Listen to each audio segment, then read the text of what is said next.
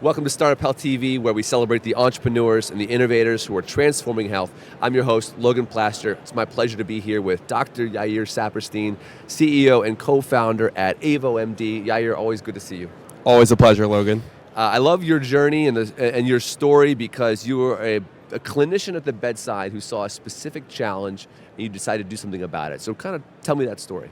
I was a resident when the idea first started to come up, but it's been percolating from beforehand. We've got over 20 docs in our family WhatsApp medicine chat. Okay. So this is something that I live and breathe. And so when I was going through residency, each of the problems that would come up weren't just a problem of, I have to figure out how I can do it better. It was more personal than that. Yeah. Some of the things in particular that came up, there are way too many things that we need to do as doctors, tasks, administrative things that are just, for me, I always felt like they should be automatable. Okay. And besides for that, it was like there's tons of knowledge that's out there, right? Societies have guidelines, there's new studies that are coming out, and the only way to stay on top of it is if there's some kind of digest that's coming in, but even then it's missing some things. So it would be, if only there was some way of me getting what I needed for my patient at that point of care, while automating the rest, I would have the time to be able to learn and do what I needed, and I can inject that humanity back into what I'm doing and automate the rest. How did it make you feel as a young physician to know that those protocols were there, those risk scores were there? It was all out there. And yet there was it's impossible to be able to recall it all at the bedside. You don't feel like the best doctor when it's like that. It's like I always felt behind. It sounds stressful. Yeah. It sounds stressful. We talk about physician stress and burnout and all these things, and it's the idea of there being a new protocol every day. It just sounds incredibly stressful. Yeah. Yeah, there's new information that's always out, right? And protocols, when they first come out, or guideline updates, it used to be you can stay on top of them. Now they're 200-300 pages. And so when they come out, it's better read this as quick as I can, or better to read the summary on it, so that I can actually ingest it well enough, and then be able to incorporate it into practice. And there were platforms like UpToDate. There were things that were maybe out there that you then improved upon, correct? So talk to me about that differentiation.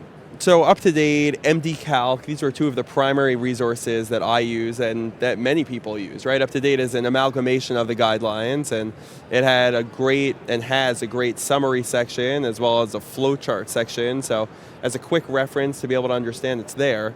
MD Calc, on the other hand, is much more of a calculator format, like go down a path and fill in numbers, or go through multiple choices as needed to be able to calculate for specific calculators. And I always wondered, is there some way of putting the two of them together? Having an UpToDate and MD Calc format, especially if it could be in the EHR, which is where we went. Okay. Those are not in the EHR. Not really, right? It's everybody's integrated in some way, but neither of them have the ability to give you a full pathway on what you need for your patient, incorporating patient data, and then outputting notes, orders, and the like. There's no full solution for that. So their integrations are, a link in the EHR, or maybe the ability to populate lab values into a calculator. But if you're dealing with a patient who's complex with diabetes and heart failure and COPD, who's got hyperkalemia, right? All these different medical conditions. MD Calc is just a calculator to calculate one thing, and UpToDate is a bunch of guidelines together that are coming out. Whereas AvoMD is... Give us a clear sort of clinician journey using AvoMD. Yeah, AvoMD is able to incorporate the patient data together with the society guidelines to output not just next best step, but also here's a drafted note for you in accord with the guidelines that are now populated with the patient values, and here's suggested orders for you, so that as the clinician, you have all of these here that you can review and accept or modify, and then accept. Or if for some reason it doesn't get right, you're still the clinician, you're still in charge, and allow you to really practice at the top of your level. Okay. Do you practice with AvoMD? I do. Okay. Do you still see patients? I do. You do? Okay, wonderful. How has it changed your practice?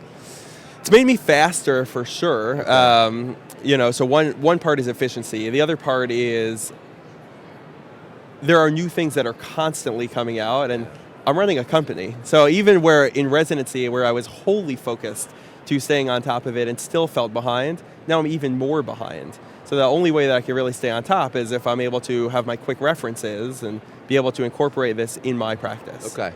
Talk to me about recent traction. I know you have some Epic builds and some AthenaHealth integration. So talk to me about kind of where you're at in the market. Yeah, so integrated with both Epic and Athena now. Cerner and eClinicalWorks are coming. Okay. Within Epic, we're in multiple different builds across different institutions. One of them that we're particularly proud of is with Epic Acumen, which is owned by Interwell. So within the value-based care nephrology space, they share an Epic build, which is called Acumen, which means that by integrating into Acumen, now any of these nephrology practices that use this build already have it as their default. All they need to do is ask that it be turned on. There's no IT that's needed for it, and it allows us to really scale rapidly within that sector. Okay, I'm just going to be the non-expert here and say, so an Epic build, that's like an instance, a framework for a specific specialty? It's an instance or framework for a specific, let's say, physician group or health system or provider organization, and in this case, it is shared by nephrology practices, so yes, for the specialty. It doesn't have to be, but in this case, it is for nephrology. How big of a deal is it for you to be integrated with like AthenaHealth and kind of get this kind of validation in the market? It's awesome. You know, it allows for these clinics and the provider organizations that use it to have it now at their fingertips in Athena, in addition to just Epic, which we've had for a while now. Yeah. How do you measure efficacy of the platform? So you can measure efficiency of clinicians, which we've done both through surveys and from our analytics. We're able to show more than 50% efficiency gains across a randomized control trial and multiple different implementations. Yeah, so basically cut the amount of time needed to half. We've had different provider organizations say either we will add in more patients or we will let the doctors breathe. Wow. Both of them are okay. Speak to your doctors before you decide what to do, right? So that's one part. You can also measure different kinds of outcomes. So we showed increased efficiency in the ER, like improved patient flow or patient output. Or throughput, rather, where the patients are moving through the ER faster to the appropriate place, whether they go home or to the floors or to the ICU. And then we were able to show other measures, like improving clinical accuracy. And that was done in a randomized control trial where it was set of, okay, you have this fake patient, what's going on?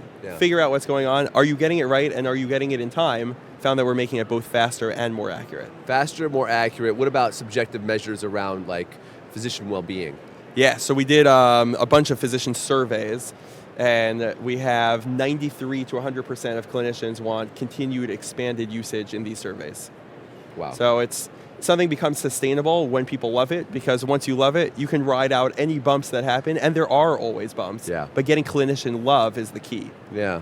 So what's next for AvoMD? What should we be looking for in 2024? Continued integrations into more EHRs, deeper integrations. We've now added generative AI capabilities, so we can draft notes de novo. It doesn't have to come from a template based on formatting. Basically, we have the ability now, if the health institutions choose to turn it on, that you can drag and drop a ChatGPT function into your pathway. So that you can effectively now pull out the EHR data, couple it to society guidelines as your knowledge base, and allow for the AI component to say, hey, take this knowledge base and use only that, take this data that's coming in, and produce notes, next best step, orders, and so on. I think I get a sense of how that natural language sort of communication would work, but sort of paint me a picture on the physician side. Am I speaking to, am I sort of dictating and the ChatGPT is understanding in a more natural way what I need, or how's that work? Not exactly. Think about it this way, right? After a visit, you're going to want to produce an after-visit summary for the patient. And if you're producing this after-visit summary, you want it in a language that works for them, perhaps at a 5th grade reading level. Got it. Explaining everything that happened. And normally, the way that clinicians do it is they have Microsoft Word open, and then they type it out into Microsoft Word, and then they print it out, and maybe run it through Google Translate, and print it over here. It can automatically generate based on everything that came in. And that's one use case. Right? You can also have prior authorizations that you have to fill out, right? Based on the prior authorization criteria and everything that's coming in. Think about a pre-filled prior auth. or clinic numbers. You need to give the patients something that they are going to be able to call transplant centers when they go home. And normally the way that providers would do it is they would literally type out, here are the numbers, So much time. here's what you need, here's the way that dialysis works versus like home versus here in our center. Yeah. Like you can choose which ones you want, call these numbers, and they would spend time writing it. Yeah. It's now there. It's there for them. It's there for them, and it's going to come out in a natural language format. You said fifth grade, you can kind of... You can customize it. Customize it, dial it in. Correct. I want the instructions to be like this. That's awesome. And that's coming out or has come out? It's come out, yeah. It's Awesome, it's already awesome. out. So we have now these different provider organizations that are starting to incorporate it.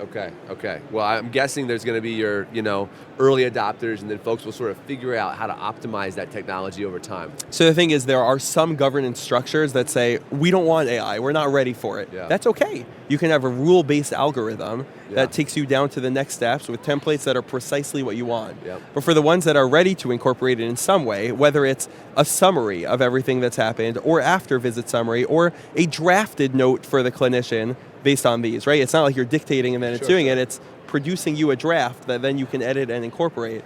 If they want it, it's there. Yeah, that's amazing.